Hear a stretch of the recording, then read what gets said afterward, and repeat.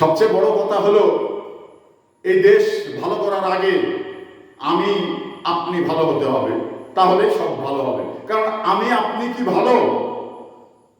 আমি আপনি আমার কাছে যদি কেউ অর্থ দিতে আসে, তাহলে আপনি কি নেবেন না? অবশ্যই নেবেন। এই মানসিকতা মানুষ আমাদের দেশে কম রয়েছে, যার কারণে এই বাংলাদেশ এখনো পিছিয়ে পড়ে রয়েছে। দেখুন, বিদেশের যে দেশগুলো, তারা কিন্তু সময়ের দাম দিতে জানে এবং দুর্নীতি কি তারা কিন্তু চিনে না।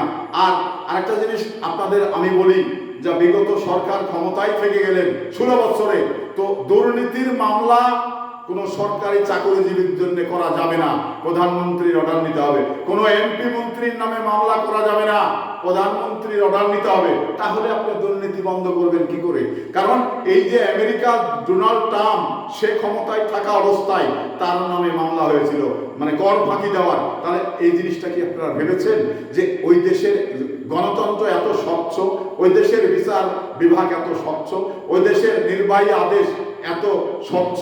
কারণ জনগণের জন্য ওনারা সব করতে পারে, রাষ্ট্র পুনর্গঠনের জন্য ওনারা সব করতে পারে। কিন্তু বাংলাদেশে সেটা হবে না, করা যাবে না, কারণ সরকার প্রধানই ভালো নয়।